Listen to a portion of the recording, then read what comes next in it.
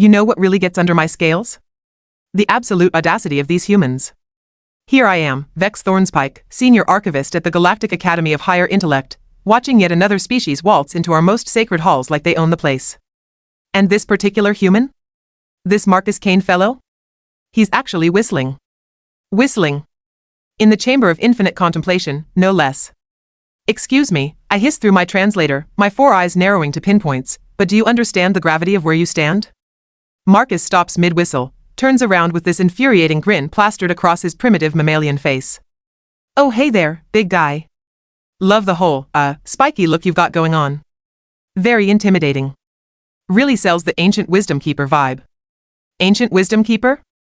I've dedicated 3 centuries to cataloging the intellectual achievements of 47 different species, and this creature reduces me to a vibe? The sheer disrespect.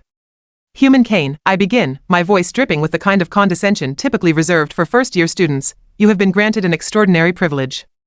The logic nexus before you has stumped the greatest minds in galactic history. Zoranian philosophers spent lifetimes contemplating its intricacies. Keltharian quantum mathematicians built entire civilizations around attempting to solve it. The brilliant Arxian collective consciousness itself admitted defeat after 400 years of continuous calculation. Marcus nods along, hands casually stuffed in his pockets. Sounds tough. What's the puzzle? What's the puzzle? What's the puzzle? I gestured dramatically toward the magnificent crystalline structure hovering in the center of the chamber. Geometric patterns pulse with ethereal light, mathematical equations float and shift in 3-dimensional space, and probability matrices twist through dimensions that most species can't even perceive. Behold, I announce, the paradox of eternal recursion. A logic puzzle that requires simultaneous understanding of 17 different mathematical principles, quantum mechanics, temporal causality, and metaphysical philosophy. The solution demands perfect synthesis of logic, creativity, intuition, and transcendental thinking. Many have theorized that solving it would grant access to the fundamental secrets of reality itself. Marcus scratches his head, squinting at the display. Huh. Mind if I take a closer look? Before I can protest, he's walking right up to the control panel. The audacity. This human, whose species only discovered fire yesterday in galactic terms, thinks he can just wait. I screech, my translator crackling with electronic feedback. You cannot simply, but he's already activated the interface. The puzzle springs to life, holographic equations cascading around him like a mathematical waterfall. Probability clouds swirl overhead while geometric impossibilities fold and unfold in patterns that hurt to observe directly. Marcus tilts his head, studying the display with the same casual interest someone might show a crossword puzzle. So let me get this straight.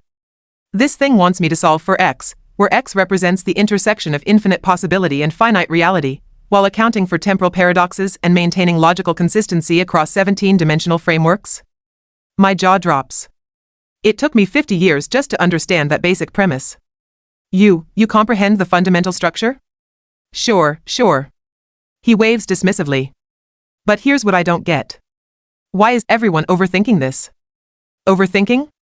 3,000 years of accumulated galactic intellect, and this human calls it overthinking. Marcus reaches toward the control panel, and I'm about to intervene when something extraordinary happens. The equations slow their chaotic dance. The probability matrices stabilize. The geometric impossibilities pause their endless folding.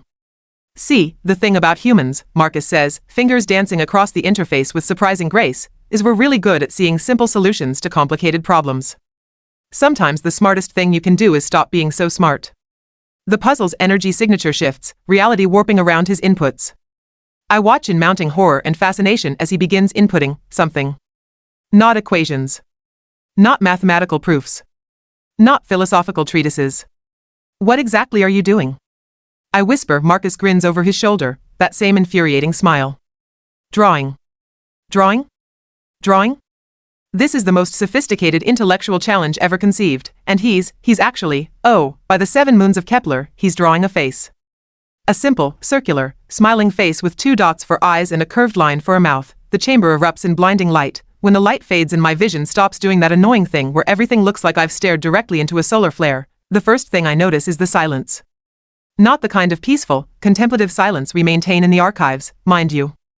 This is the kind of silence that screams something monumentally significant just happened, and everyone's too stunned to process it. The second thing I notice is that Marcus is still standing there, completely unharmed, admiring his handiwork like he just finished doodling in the margins of a textbook. The third thing? The logic nexus is gone.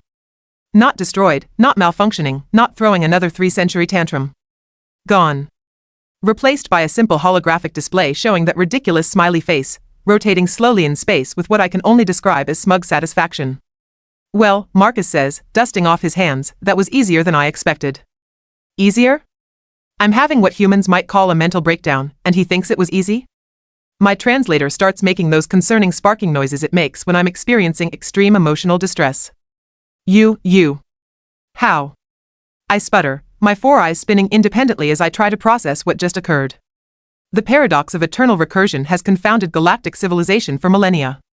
The greatest minds in existence have, yeah, about that, Marcus interrupts, examining his fingernails with infuriating nonchalance. I think your greatest minds might have been missing the point. Before I can unleash the full fury of my academic indignation, alarms start blaring throughout the academy.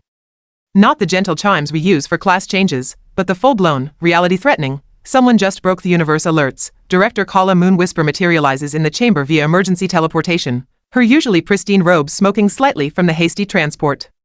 Behind her appear Professor Zane Stormclaw, Riven Nightshade, and Dr. Lyra Swiftwind, the Academy's most prestigious faculty members. What in the name of cosmic consciousness happened here? Director Moon Whisper demands, her 6 arms gesturing wildly at the cheerful smiley face bobbing in the air. Our sensors are detecting reality fluctuations that shouldn't be possible. I point an accusatory tentacle at Marcus, who's now leaning against the wall like he's waiting for a bus. This human solved the logic nexus. The silence that follows is so profound I can hear Professor Stormclaw's breathing apparatus wheeze in disbelief.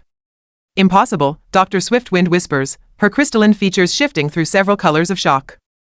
The computational requirements alone would exceed, yeah, see, that's the problem, Marcus pipes up, pushing off from the wall with that casual swagger that makes my scales itch. You all assumed it was about computation. But puzzles aren't always about being smart. Sometimes they're about being human. Professor Nightshade, whose species communicates primarily through telepathic mathematics, looks physically ill.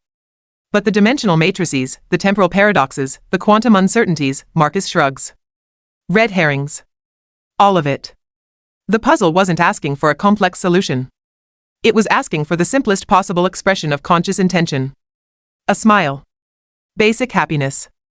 The one thing every sentient species understands, regardless of how many brains they have or how many dimensions they exist in. Director Moonwhisper's primary eyes narrow. Are you suggesting that 3,000 years of academic inquiry was pointless? Not pointless, Marcus says, that infuriating grin widening. Just overcomplicated. Your species spends so much time proving how intelligent you are, you forgot that intelligence isn't always about complexity. Sometimes it's about knowing when not to think too hard.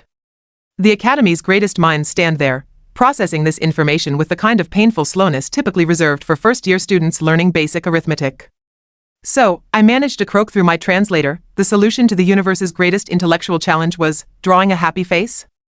Marcus nods enthusiastically. Pretty much. Though to be fair, I added some personality to it. See how the eyes are slightly asymmetrical? That's artistic flair. The smiley face continues its slow rotation, radiating what I can only describe as contentment across multiple dimensional frequencies. Reality itself seems more stable now, more happy? How is that even possible? This changes everything, Professor Stormclaw mutters, his mechanical appendages clicking nervously. If human intuitive reasoning can bypass computational complexity entirely, oh, this is just the beginning, Marcus says, already heading toward the exit. Wait until you see what we do with your impossible temporal engineering course next semester. Spoiler alert. It involves rubber ducks. As he strolls out of the chamber of infinite contemplation, whistling that same tune, I realize something that chills me to my core. This human just solved